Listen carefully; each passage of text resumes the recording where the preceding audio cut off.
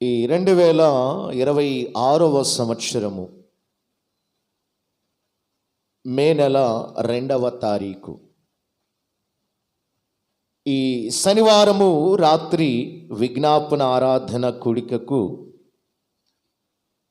చేరి వచ్చిన మీ అందరికీ మన ప్రభువు మన రక్షకుడైన యేసుక్రీస్తు నామమును బట్టి అందరికీ నా హృదయపూర్వకమైన వందనాలండి. అందరికీ పులరా రాత్రికాల సమయమందు దైవ సన్నిధానమునకు చేరి వచ్చిన మనమందరం కూడా ఇప్పటి వరకు చక్కటి ఆత్మీయమైన సంకీర్తనలతో అందరి పరిశుద్ధాత్మ దేవుణ్ణి స్తుతించి గణపరిచి ఆరాధించి ఉన్నాం. ఈ రాత్రి పరిశుద్ధాత్మ దేవుడు కూడి వచ్చి ఉన్న మనలందరినీ ఆయన ప్రేమించి ఆయన మనకు అనుగ్రహించినటువంటి ధ్యాన వాక్యము. అందరూ కూడా మీ వద్ద ఉన్న పరిశుద్ధ గ్రంథాన్ని తెరవండి. నిర్గమాకాండము 4వ అధ్యాయము 1వ వచనము, ఆ తదుపరి 2వ వచనము. ఈ 2 వచనాలు కలిపి చదువుకుందాం. అందుకు మోషే, పరిశుద్ధ గ్రంథములో రాయబడిన మాటలు ఈ విధముగా ఉన్నవి. అవేవనగా, అందుకు మోషే చిత్తగించుము, వారు నన్ను నమ్మరు, నా మాట వినరు, యెహోవా నీకు ప్రత్యక్షము కాలేదందురు అని ఉత్తరము ఇవ్వగా, యెహోవా నీ చేతిలోనిది ఏమిటి అని అతన్ని అడిగెను. అందుకతడు కర్రా అనేను. క్రీస్తునందు ప్రియా సహోదరి సహోదరులారా, ఈ చదవబడి ఉన్న వాక్య భాగములో మోషే చేతిలో ఒక కర్ర కనబడుతుంది. కర్ర అనగా పుల్ల. దేవుడు మోషే జీవితమందు తన ఆధ్యాత్మికమైన జీవితంలో దేవుడు మోషేని ఒక ప్రశ్న అడుగుతున్నాడు. మోషేతో దేవుడు మాట్లాడుచున్న మాట ఏమిటంటే, నీ చేతిలోనిది. దేవుడు మోషేని అడుగుతున్నాడు ఆ రోజు, నీ చేతిలోనిది ఏమిటి అని ఒక ప్రశ్న దేవుడు మోషేని అడుగుతున్నాడు. ఏమని అడుగుతున్నాడండి? నీ చేతిలోనిది ఏమిటి? అదే కాదు దేవుడు ఆ రోజు అడిగింది మోషేని. చెప్పాలి, ఏమడిగాడు దేవుడు మోషేని? మోషే, దైవజనుడైన మోషే, నీ చేతిలో ఇప్పుడు ఏమి ఉన్నది? నీ చేతిలో ఏమి ఉన్నది అని దేవుడు ప్రశ్నించి అడిగాడు. అందుకు మోషే దేవుని యొక్క ప్రశ్నకు సమాధానముగా ఏమని చెబుతున్నాడు? కర్రా, నా చేతిలో కర్ర ఉన్నది అని అంటున్నాడు. దేవునికి మహిమ కలుగునుగాక. హల్లెలూయా. దేవుడు మోషేని ప్రశ్నించాడు. ప్రశ్నకు సమాధానాన్ని కూడా మోషే దేవుడికి చెప్పేశాడు. దేవుడు ఏమని ప్రశ్నించాడు? మోషే, నీ చేతిలో ఏమి ఉన్నది అని ప్రశ్నించాడు. ఆ ప్రశ్నకు సమాధానము మోషే చెప్తున్నాడు, నా చేతిలో కర్ర ఉన్నది అంటున్నాడు. దేవునికే మహిమ కలుగునుగాక. ఆ కర్రను గురించి ఈ రాత్రి ఒక 5 విషయాలు నేను మీతో చెప్పాలని ఆశపడుతూ ఉన్నాను. మోషే చేతిలో ఉన్నటువంటి కర్ర. పరిశుద్ధ గ్రంథమును మనము గమనిస్తే ప్రియులారా, దేవుడు మోషేతో చెబుతాడు, తన చేతిలో ఉన్న కర్రను మొట్టమొదటిగా ఎక్కడ పడవేయమన్నాడండి దేవుడు? ఏమండి? తాను నిలబడి ఉన్నటువంటి నేల మీద పడవేయమని చెప్పాడు మొట్టమొదటి. మోషే చేతిలో ఉన్న కర్రను దేవుడు ఆ రోజు ఎక్కడ పడవేయమన్నాడు అంటే, తాను ఏ స్థలములో ఏ ప్రాంతములో ఎక్కడైతే నిలవబడి ఉన్నాడో ఆ ప్రాంతములో నిలిచి ఉన్న చోటనే తన చేతిలో ఉన్న కర్రను పడవేయమని చెప్పాడు మొట్టమొదటిగా. రెండవదిగా దేవుడు చెప్పాడు, నీ చేతిలో ఉన్న కర్రను ఆ ఎర్ర సముద్రము వైపు చూపు అన్నాడు దేవుడు. గమనించండి, మొట్టమొదటిగా తన చేతిలో ఉన్న కర్రను కింద పడవేయమన్నాడు. పడవేయమనగానే తాను పడవేసిన వెంటనే ఆ మోషే చేతిలో ఉన్నటువంటి గొర్రెలు కాసేటువంటి ఆ కొంకి కర్ర కింద పడవేయగానే ఆ కర్ర ఏమైపోయిందంటండి, అందరూ చూస్తూ ఉండగా పామైపోయింది. ఆ కర్రను మరలా పట్టుకోమన్నాడు దేవుడు. పట్టుకోగానే మరలా చేతి కర్రగా మార్చబడి. రెండవ సందర్భాన్ని మనము చూస్తే, ఇశ్రాయేలు ప్రజలు 430 సంవత్సరాల పాటు వారు ఐగుప్తు యొక్క బానిస కొలుములో వాళ్ళు కొట్టుకు మిట్టుకులాడుతున్న ఆ సమయాల్లో వారు దేవునికి ప్రార్థన చేసినప్పుడు ఆ చీకటి సామ్రాజ్యము నుండి, ఇశ్రాయేలుల యొక్క చీకటి బ్రతుకుల నుండి, చీకటి బానిసత్వము నుండి దేవుడు వారిని విడిపించి వారిని పాలు తేనెలు ప్రవహించే వాగ్దాన దేశానికి నడిపించుచున్నటువంటి సమయములో ప్రియులారా, రెండవదిగా ఎర్ర సముద్రము యొద్దకు ఇశ్రాయేలులను 6 లక్షల మంది ప్రజలను తోడుకొని ఐగుప్తు దేశము నుండి కానాను దేశానికి మోషే నడిపిస్తున్న సమయములో ఎర్ర సముద్రము వారికి ప్రయాణములో అడ్డుపడింది. ఆ సమయంలో దేవుడు మోషేతో అంటాడు, మోషే, నీ చేతిలో ఉన్న కర్రను ఏం చేయమంటున్నాడు? సముద్రము వైపు చాపు, సముద్రము వైపు చూపించు అన్నాడు దేవుడు. మోషే చేతిలో ఉన్న కర్ర ఆ 6 లక్షల మంది ఇశ్రాయేలును ఐగుప్తు బానిసత్వము నుండి విడిపించి కానానుకు నడిపిస్తున్న సమయంలో వారికి ఎదురుగా ఎర్ర సముద్రము అడ్డు వచ్చినప్పుడు దేవుడు మోషే దేవునికి ప్రార్థన చేశాడు, అయ్యా, వీరిని కానాను దేశానికి తోడుకొని వెళ్ళమన్నావు, ఐగుప్తు దేశము నుండి వీరిని కానాను దేశానికి నడిపిస్తున్నాను, మరి కానానులోనికి చేరాలంటే ఎర్ర సముద్రము ఎదురుగా ఉన్నది, అడ్డుగా ఉన్నది. ఈ సముద్రమును ఇద్దరి నుండి మేము అద్దరికి వెళ్ళాలి. మరి సముద్రము మాకు అడ్డుగా ఉన్నది, కానానులోనికి మేము వెళ్ళాలి అంటే నీవు వాగ్దానం చేసినటువంటి ఆ పాలు తేనెలు ప్రవహించే దేశములోనికి వీరిని నేను నడిపించాలంటే ఎర్ర సముద్రం అడ్డుగా ఉన్నది కదా అని దేవుడికి మోషే ప్రార్థన చేశాడు. అప్పుడు దేవుడు అన్నాడు, మోషే, మోషే, నీ చేతిలో ఉన్న ఆ కర్రను సముద్రం వైపు చూపించు అన్నాడు.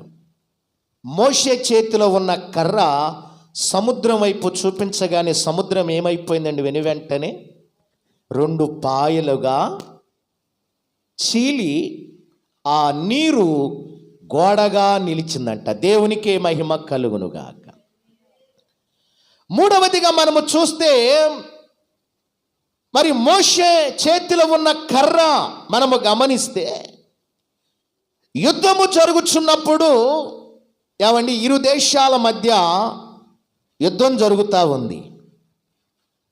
ఇశ్రాయేలులు అనేటువంటి వారు ఓడిపోతున్నారు, శత్రువుల ఎదుట ఓడిపోతున్నారు. వీరి యొక్క బలము, వీరి యొక్క సామర్థ్యత అనేటువంటిది తగ్గిపోతూ ఉంది. ఆ సమయంలో ప్రియులారా, దేవుడు మోషేకి చెప్పాడు, ఇశ్రాయేలులు అనేటువంటి వారు శత్రువుల ఎదుట విజయము పొందాలి అంటే దేవుడు మోషేకి చెప్పాడు, నీ చేతిలో ఉన్న కర్రను ఏం చేయమన్నాడండి? ఎత్తి అలాగే పైకెత్తి పట్టుకోమన్నాడు. ఎప్పుడైతే మోషే తన చేతిలో ఉన్న కర్రను అలాగూ ఆకాశం వైపు ఎత్తి ఉన్నంత సమయము ఇజ్రాయిలుకు జయము కలుగుతా ఉంది. శత్రు కోటగోడలన్నీ కూడా కూల్చబడుతున్నాయి.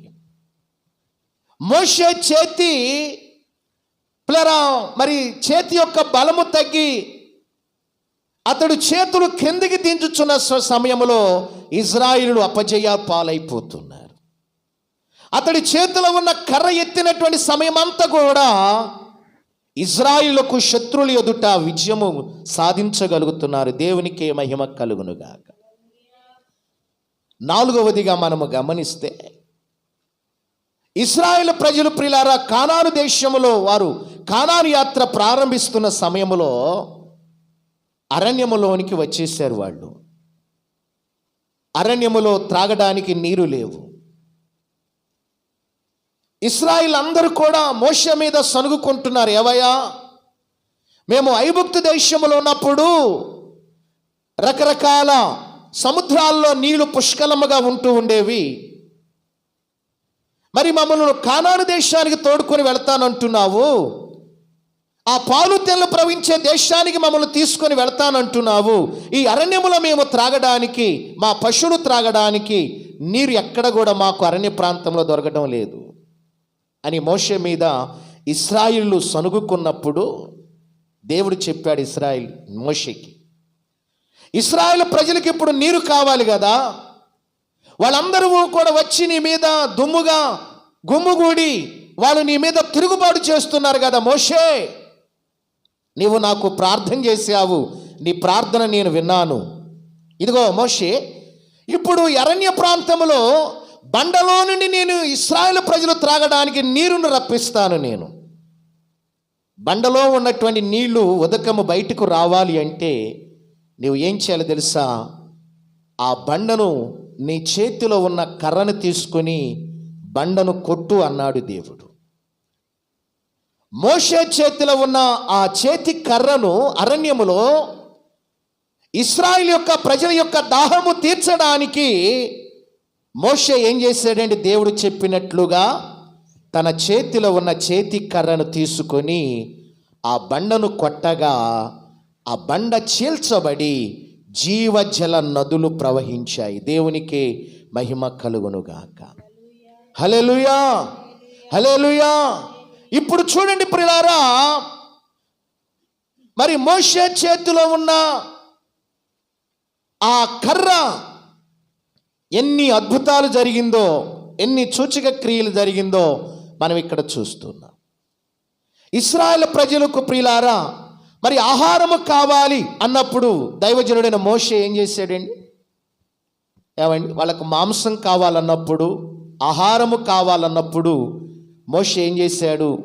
తాను ఉన్నటువంటి ప్రదేశంలో నిలువబడి మోకరించి చేతులెత్తి కర్రను ఆకాశం వైపు చూపించగా ఆకాశములో నుండి దేవదూతలు భుజించేటువంటి మన్నా అనబడే ఆహారము ప్రియులారా మరి ఇశ్రాయేలు ప్రజలకు వారి పాలెము చుట్టూ, వారి గుడారాల చుట్టూ, ఏమండి, ప్రతి ఉదయము సాయంత్రము ప్రియులారా వారు వండుకోకుండా రెడీమేడ్ ఆహారము మరి దేవుడు మోషే ద్వారా ఏం చేశాడండి? ఇశ్రాయేలు ప్రజల యొక్క ఆకలిని దేవుడు ఇచ్చాడు. మాంసము కావాలన్నప్పుడు కూడా తన కర్ర ఆకాశం వైపు మోషే ఎత్తినప్పుడు ఆకాశము నుండి పూరెరు రొట్టెలు, ఏమండి, మాంసము కూడా వారి పాలాల చుట్టూ, వారి గుడారాల చుట్టూ ఇశ్రాయేలు ఎక్కడైతే ఏ ప్రాంతంలో అయితే ఉంటున్నారో ఆ ప్రాంతాలలో పూరెరు రొట్టెలు కూడా వచ్చి పడ్డాయి.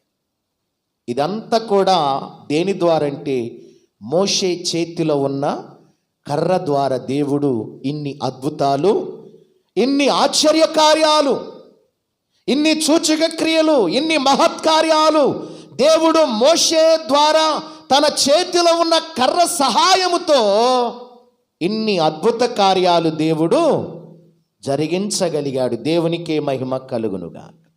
వాక్య భాగములోనికి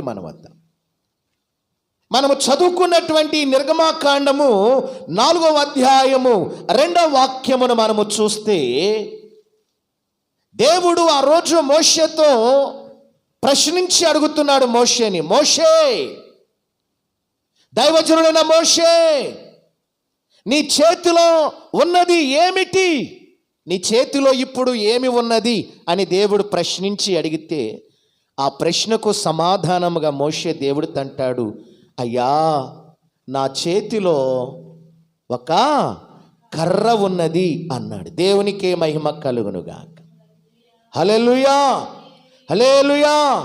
మోషే యొక్క జీవిత కాలం అంతా కూడా మనము చూస్తే, మోషే ఎన్ని సంవత్సరాలు బ్రతికాడండి భూలోకములో? చెప్పండి. 120 సంవత్సరాలు. మోషే జీవించినటువంటి జీవిత కాలమును మనము ఈ రాత్రి గమనిస్తే ప్రియులారా, అతడు 120 సంవత్సరాలు భూలోకములో జీవించాడు. ఈ 120 సంవత్సరాలు 3 భాగాలుగా మనం విభజిద్దాం. మొదటి 40 సంవత్సరాలు మోషే ఎక్కడ పెరిగాడండి? ఏమండి? 40 సంవత్సరాలు ఫరో కుమార్తె యొక్క కుమారునిగా ఐగుప్తు దేశంలో ఫరో ఇంట, ఫరో మనవడగా, ఫరో యొక్క కుమారుడుగా, ఫరో యొక్క కుమార్తె కుమారుడుగా 40 సంవత్సరాల పాటు మోషే ఐగుప్తు దేశంలో ఫరో కుమార్తె యొక్క కుమారుడుగా పెరిగాడు. ఎన్ని సంవత్సరాలు పెరిగాడు అక్కడ? 40 సంవత్సరాలు. తర్వాత మనము చూస్తే మరలా 40 సంవత్సరాల పాటు మోషే మిద్యాను అరణ్యమందు 40 సంవత్సరాల పాటు మోషే గొర్రెలను కాసాడండి. ఒక పశువుల కాపరి. గొర్రెలను మేపడములో మంచి నేర్పరితనము కలిగిన వాడు మోషే. గొర్రెలను ప్రిలారా నడిపించడములో, గొర్రెలను కాయడములో కూడా 40 సంవత్సరాలు తరబీదును పొందినటువంటి వాడు మోషే. మరలా 40 సంవత్సరాలు మనము చూస్తే ఏమండి, 40 సంవత్సరాల పాటు మరలా ఇశ్రాయేలు ప్రజలను నడిపించేటువంటి ఒక నాయకుడుగా దేవుడు అతన్ని, ఒక సాధనముగా దేవుడు ఆ దినాల్లో. ఎన్ని సంవత్సరాలు? 40 సంవత్సరాలు. అతడు జీవించినటువంటి జీవిత కాలము 120 సంవత్సరాలండి భూలోకం. 120 సంవత్సరాల్లో 40 సంవత్సరాలు ఐగుప్తు దేశంలో ఫరో యొక్క ఇంటిలో 40 సంవత్సరాల పాటు పెరిగాడు. 40 సంవత్సరాలు మరలా అరణ్యములో, మిద్యాను అరణ్యములో గొర్రెలు కాస్తూ 40 సంవత్సరాలు జీవించాడు. 40 సంవత్సరాల పాటు మరలా ఇశ్రాయేలు ప్రజలను ఐగుప్తు దేశం నుండి కానానుకు నడిపించే విషయాల్లో 40 సంవత్సరాల పాటు ఇజ్రాయెల్ నడిపించే నాయకుడుగా దేవుడు అతన్ని ఏర్పాటు చేసుకున్నాడు. దేవునికే మహిమ కలుగునుగా. హల్లెలూయా, హల్లెలూయా. గమనించండి పిల్లారా, ఫరో భవనమందు రాజదండాన్ని చేత పట్టుదునని మోషే ఆ దినాల్లో ఎదురు చూచి ఉండవచ్చు. ఫరో తర్వాత ఈ ఐగుప్తు దేశానికి, ఇదిగో మా తాతగారి తర్వాత నేనే ఈ ఐగుప్తు సామ్రాజ్యానికి నేనే రాజును అవుతాను కదా అనుకొని బహుశా తన ఆధ్యాత్మికమైన జీవితాల్లో అలాగ ఉండి ఉండవచ్చు. కానీ 40 సంవత్సరాలు గొర్రెలను ప్రియులారా అరణ్యములో మేపవలసి వచ్చింది మోషే. తన ఆలోచనలు, తన ఉద్దేశాలు, తన కోరికలు, ముందున్న ప్రణాళిక పిల్లరా తను ఎంతగానో ఆ దినాల్లో ఆలోచించి ఉండవచ్చు. 40 సంవత్సరాలు ఫరో యొక్క కుమార్తె కుమారుడుగా ఫరో యొక్క రాజదర్బారులో పిల్లరా రాజదండాన్ని చేతబట్టుకొని ఫరో తర్వాత నేనే ఈ సామ్రాజ్యానికి నేనే రాజునవుతాను అనుకుని ఉండవచ్చు మోషే. బహుశా అనుకున్నట్లుగా బైబిల్ గ్రంథములో లేదు, కానీ కేవలం నా ఉద్భోగాతం అది. నేను అనుకుంటున్నాను అలాగా. ఎవరైనా అలాగ అనుకుంటారు కదా, భవిష్యత్తులో నేను అలా ఉండాలి, భవిష్యత్తులో నేను ఇలా ఉండాలి, అది చెయ్యాలి, ఇది చెయ్యాలి అని మనుషునికి ఆశకు అంతం ఉండదు. ప్రతి వారికి ఆశ ఉంటుంది. ఆ దినాల్లో దైవజనుడైన మోషే కూడా తన ఆధ్యాత్మికమైన జీవితాల్లో అలాగ ఆశపడి ఉండవచ్చు. ఫరో తర్వాత నేనే ఈ సామ్రాజ్యాన్ని ఏలేవాడిని నేనేనేమో అనుకొని ఉండవచ్చు. తర్వాత మనం చూస్తే ఫరో ఇంట నుండి బయటకు వచ్చాడు. మిద్యాను అరణ్యమందు 40 సంవత్సరాల పాటు రాత్రనక పగలనక ఎండనక వాననక అనుదినము దినదినము క్షణక్షణము ప్రతి క్షణము కూడా 40 సంవత్సరాల పాటు గొర్రెలను కాసేటువంటి కాపరిగా ప్రియులారా అతడు తన ఆధ్యాత్మికమైన జీవితాల్లో కాపరిగా ఉన్నవాడుగా మనము చూస్తున్నాం. తర్వాత మనము చూస్తే 40 సంవత్సరాలు ఇశ్రాయేలు ప్రజలను కానానులు నడిపించేటువంటి నాయకుడుగా అతడు ఉన్నటువంటిదిగా మనము చూస్తున్నాం. దేవునికే మహిమ కలుగునుగాక. కారణం ఏంటో తెలుసా? ఐగుప్తు దేశంలో ఉన్నటువంటి ఐగుప్తులు అనేటువంటి వారికి చేతి కర్రలంటే చాలా అసహ్యమండి. ఐగుప్తు దేశంలో ఉన్నటువంటి ఎవరికైనా కావచ్చు. పిల్లరా, ఇక్కడ మనము గమనిస్తే వారి కర్ర ఐగుప్తులకు హేయముగా కనబడతా ఉంది. గొర్రెలు కాసేటువంటి వారిని ఐగుప్తులు చాలా హీనముగా, తక్కువగా చూస్తూ ఉంటారు. ఇంకా మనము గమనిస్తే ప్రియులారా, పరిశుద్ధ గ్రంథములో మరి ఎన్నెన్నో ప్రశ్నలు దేవుడు ఆనాడు పూర్వకాలములో నానా సమయాల్లో నానా విధాలుగా దేవుడు ఎందరెందరో ప్రవక్తలను, యాజకులను, రాజులను, న్యాయాధిపతులను ఎందరెందరినో కూడా పరిశుద్ధ గ్రంథములో మనము చూస్తే ఈ రాత్రి దేవుడు మోషేని ప్రశ్నించినటువంటి ప్రశ్న రీతిగానే పూర్వకాలములో నానా సమయాల్లో నానా విధాలుగా మన పూర్వీకులుగా ఉన్నటువంటి భక్తులను కూడా దేవుడు మరి మోషేని ఎలాగూ ప్రశ్నించి అడిగాడో, నీ చేతిలో ఉన్నది ఏమిటి అని అన్నట్లుగా ఆ దినాల్లో దేవుడు చాలామందిని కూడా చాలా ప్రశ్నలు అడిగాడు. పరిశుద్ధ గ్రంథాన్ని మీరు గమనిస్తే ప్రియులారా, ఈ రాత్రి పరిశుద్ధ గ్రంథములో ఎన్ని పుస్తకాలు ఉన్నాయండి? పాత నిబంధన, అలాగే క్రొత్త నిబంధన. New testament, old testament, old testament and new testament. ఈ 2 గ్రంథాలలో ఎన్ని పుస్తకాలు ఉన్నాయంటే 66 పుస్తకాలు ఉన్నాయి. ఆది కాండము నుండి మీరు ప్రకటన గ్రంథం వరకు మీరు బైబిలను ఈ రాత్రి క్షుణ్ణముగా మీరు పారాయణము చేసినట్లయితే, ధ్యానము చేసినట్లయితే, అభ్యాసనము మీరు చేస్తే, ఆ రోజు దేవుడు మోషేని అడిగినటువంటి ప్రశ్న బైబిల్ గ్రంథములో ప్రియులారా ఎన్ని ప్రశ్నలు ఉన్నాయి అని మనం ఆలోచన చేస్తే, పాత నిబంధన గ్రంథములో ఆది కాండము నుండి మలాకి వరకు ఎన్ని ప్రశ్నలు ఉన్నాయో తెలుసా? 2272 ప్రశ్నలు ఉన్నాయి. ఏ ప్రశ్నలు? మోషే, నీ చేతిలో ఉన్నది ఏమిటి? ఇదొక ప్రశ్న. ఏదెను తోటలో పులరా ఆదాము అవ్వలు ఆజ్ఞను అతిక్రమించి పాపము చేసి దేవునికి వారు దూరస్తులైనటువంటి సమయంలో దేవుడు ఆదామును అడుగుతున్నాడు, ప్రశ్న వేస్తున్నాడు ఆదాముని. ఏమని? ఆదామా, ఓ ఆదామా, నీవు ఎక్కడా? ఏమంటున్నాడు దేవుడు? నీవు ఎక్కడా ఉన్నావు? అంతకుముందు దేవుడు ప్రశ్నించలేదు. పిల్లరా, ఏదైనా తోటలో మొట్టమొదటిగా మానవుని ప్రశ్నించినటువంటి ప్రశ్న చూడండి. ఎవరిని ప్రశ్నించాడంటే మన ఆది పితృడైనటువంటి ఆదామును దేవుడు మొట్టమొదటిగా ప్రశ్నించాడు. ఏమని ప్రశ్నించాడంటే, ఆదామా, నువ్వు ఎక్కడ ఉన్నావు? ఆదామును ప్రశ్నించకముందు ఆదాము ఎక్కడ ఉన్నాడండి? ఒక చెట్టు చాటున దాగుకొని ఉన్నాడు. ఎందుకు ఆదాము చెట్టు చాటున దాగుకొని ఉన్నాడు అంటే, అతడు దిగంబరుడుగా ఉన్నాడు. ఇప్పుడు సిగ్గుపడుతున్నాడు, భయపడుతున్నాడు. దేవునికి తన ముఖమును చూపించలేక చెట్టును మాటుగా చేసుకొని పిల్లరా చాటైపోతున్నాడు ఆదాము. ఆ శుభ సమయంలో దేవుడు ఆదామును ప్రశ్నించాడు, ఆదామా, నువ్వు ఎక్కడ ఉన్నావు అని మొట్టమొదటిగా నరుని ప్రశ్నించినటువంటి ప్రశ్న ఏదేను తోటలో ఆదాముతో మనం చూస్తున్నాం.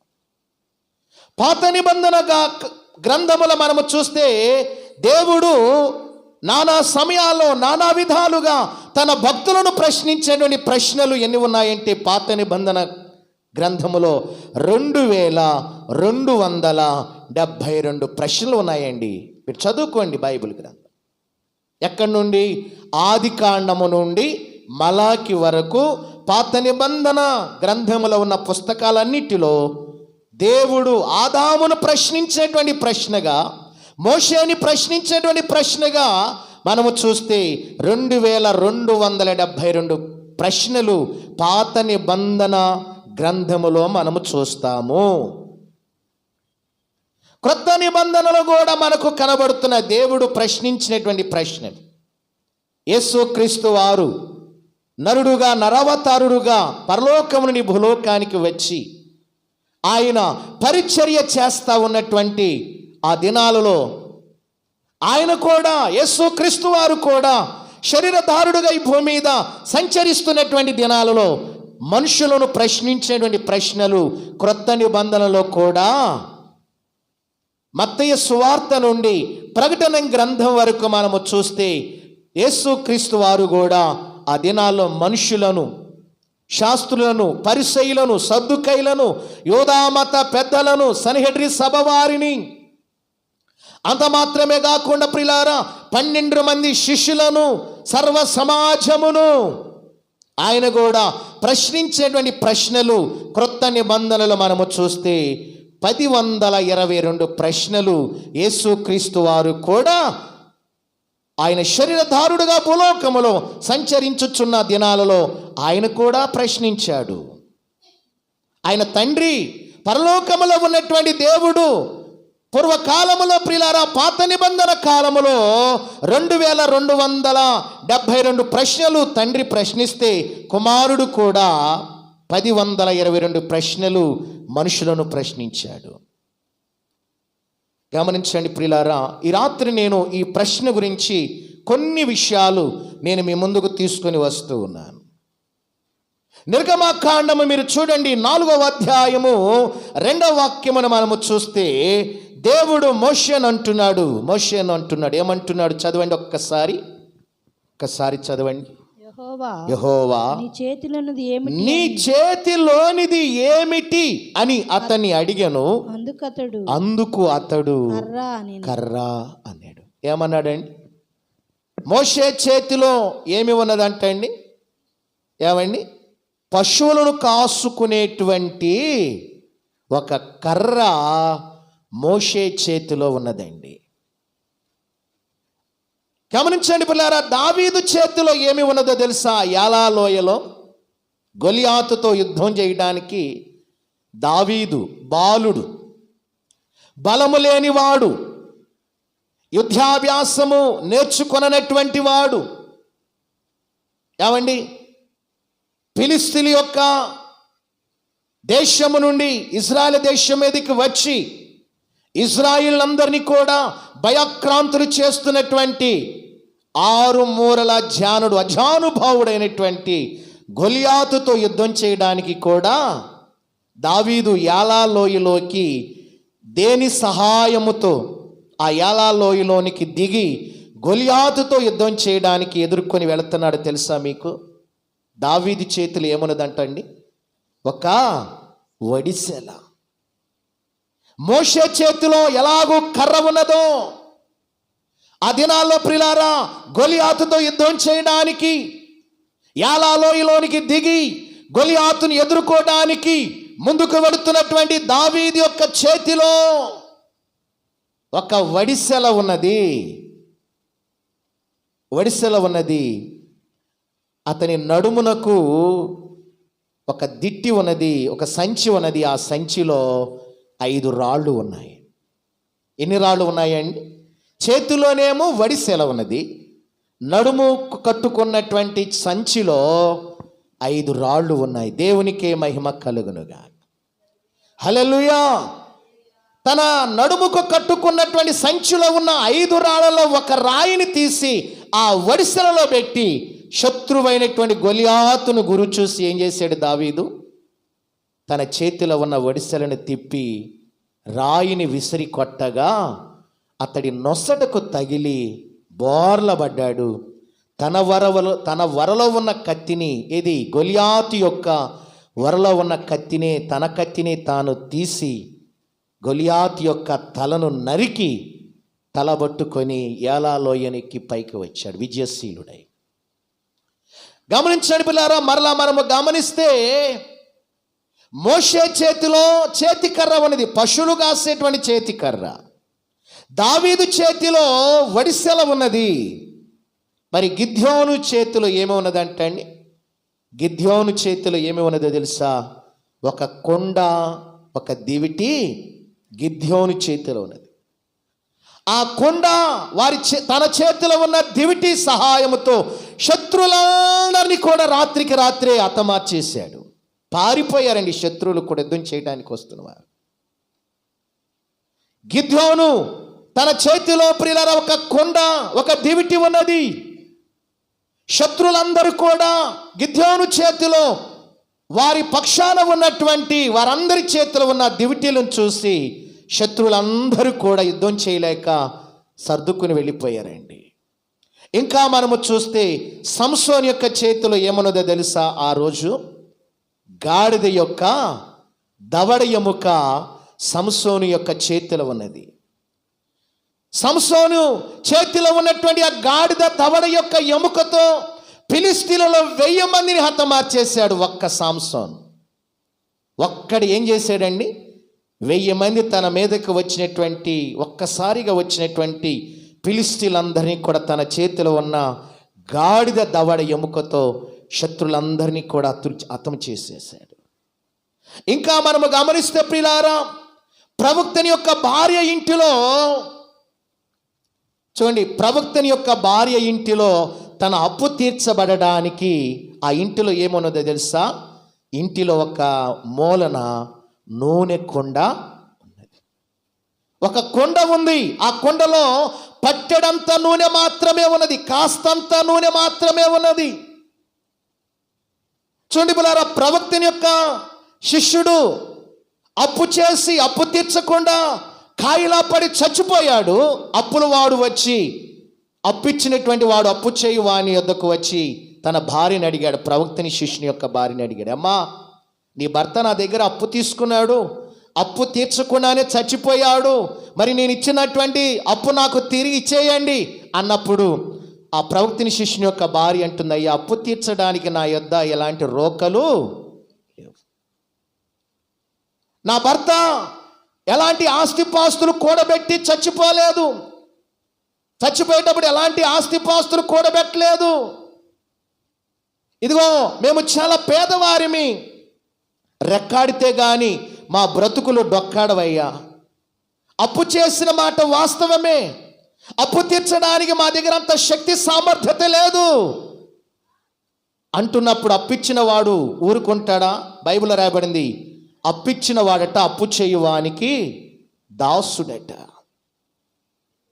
చూడండి, ఆ సమయంలో ప్రియులారా, అప్పిచ్చినటువంటి వాడు ప్రవక్తని యొక్క శిష్యుని యొక్క భార్యతో మాట్లాడి తన యొక్క 2 పిల్లలను బానిసలుగా తీసుకుని వెళ్ళడానికి వచ్చాడు.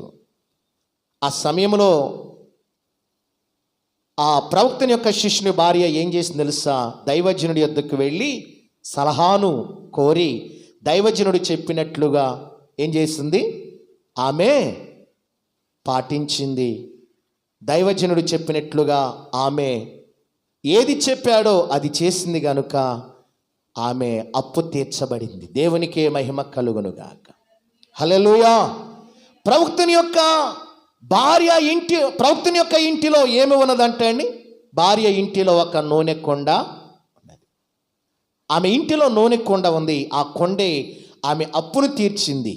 తన 2 కుమారులు బానిసలుగా వెళ్ళనివ్వకుండా, బానిస యొక్క బ్రతకనివ్వకుండా అప్పు తీర్చగలిగింది. ఎలాగంటే ఆమె ఇంటిలో నూనె కొండ ఉంది. ఇంకా మనము గమనిస్తే క్రొత్త నిబంధనలో మనము గమనిస్తే యేసుక్రీస్తు వారు 3 దినాలు ఏమండి అరణ్య ప్రాంతంలో 3 దినాలు ప్రార్థనలు పెట్టాడు, ఉపవాస ప్రార్థన.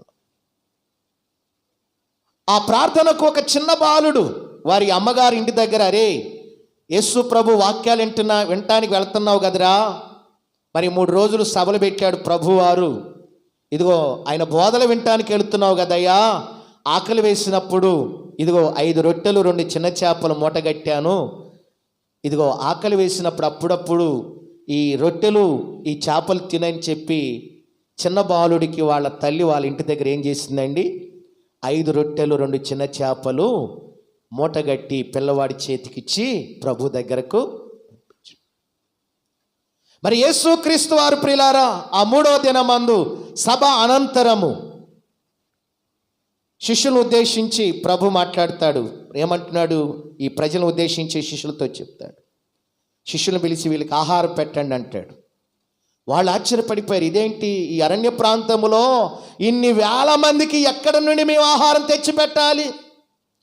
ఇది చూస్తే అరణ్య ప్రాంతం కదా, ఏ బేకరీలో కూడా ఇంత ఆహారం ఇప్పటికెప్పుడు తయారు చేసి ఇవ్వాలంటే అది సాధ్యము కాని పని కదా. మేము ఎలా తేగలుగుతాం బోధకుడా? ఇన్ని వేల మందికి ఆహారం పెట్టాలంటే ఈ అరణ్య ప్రాంతంలో ఎక్కడ దొరుకుతుంది ఆహారము అని శిష్యులు కూడా ప్రభుని అడిగారు. అప్పుడు ప్రభు ప్రశ్నించాడు, మీలో ఎవరి దగ్గరైనా ఏదైనా ఆహారం ఉందా? ప్రభు అంటున్నాడు, మీలో ఎవరి దగ్గరైనా ఆహారం ఉందా? రొట్టెలు చేపలు మీలో ఎవరి దగ్గర ఉన్నాయా అన్నప్పుడు ఒక పిల్లవాడు లేచి, బోధకుడా బోధకుడా, నా దగ్గర 5 రొట్టెలు 2 చిన్న చేపలు ఉన్నాయి అని పిల్లవాడు పిల్లరా రొట్టెలు చేపలు పట్టుకొని ప్రభు దగ్గరకు వచ్చాడు.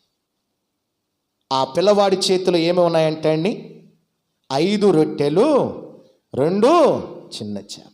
ఆ చేతిలో ఉన్న రొట్టెలను చేపలను ప్రభు ఏం చేశాడు ఏమండి, 5,000 మందికి ఆహారము పెట్టి, 4,000 మందికి ఆహారము పెట్టి, ఇంకా వాళ్ళు తిని తృప్తిగా తిని ఎక్కువై పారవేస్తే తిన్న తర్వాత వెళ్ళిపోయినటువంటి ఆహార పదార్థాలను శిష్యులు మరల గంపలకి ఎత్తి తిని గంపలు వచ్చినాయి అంటండి, 12 గంపలు. ఆ పిల్లవాడు చేతిలో కేవలము 5 రొట్టెలు 2 చిన్న చేపలే. ఆ పిల్లవాడు చేతిలో ఉన్న రొట్టెలను దేవుడు ఆశీర్వదించి 4,000 మంది ప్రజలు ఆహారము తినగా ఇంకా 12 గంపలు మిగిలాయి. ఇంకా మనము గమనిస్తే ప్రియులారా, పేద విధవరాలు యెరూషలేము దేవాలయానికి ఒక రోజు ప్రభువారు వాక్యం చెప్పడానికి వెళితే అక్కడ ఒక పేద విధవరాలు వచ్చింది. మొట్టమొదటిగా యెరూషలేము దేవాలయములో ఆరాధనలు ఇలా ఉంటాయి. యాజకుడు మొట్టమొదటిగా దేవాలయపు యొక్క గంటను మోగిస్తాడు. గంట కొట్టగానే యూదుల యొక్క ఆచార ప్రకారము యూదులు ఏ పని చేస్తున్నా ఎక్కడ ఉన్నా కానీ ఆ పనులు అక్కడ పడవేసి పరుగున వారికి సమీపంలో ఉన్న దేవాలయానికి ప్రతి ఒక్కరూ రావాలి. యెరూషలేము దేవాలయములో దినమునకు అంటే రోజుకి 3 పర్యాయాలు అక్కడ ఆరాధన జరుగుతాయండి. మనలాగా శనివారము బుధవారం ఆదివారం మాత్రమే కాదు, మనలాగా వారానికి 3 పర్యాయాలు ఆరాధనలు కాదండి, రోజుకి 3 ఆరాధనలు జరుగుతాయి. ఉదయకాలము, మధ్యాహ్నము, సాయంకాలము. దినానికి 3 పర్యాయాలు ప్రతి యూదుడు కూడా దేవాలయానికి వెళ్ళి దేవుని ఆరాధనలు చేయాలి. ఆ కోవలో యేసు ప్రభు వారు కూడా దేవాలయానికి వెళ్ళి ఆరాధన చేశాడు. ఆయన బోధించడానికి వెళ్ళాడు. పిల్లలు, ఆయన బోధించి ఆరాధన అనంతరము ఆయన ప్రక్కన నిలబడి ఉన్నాడు.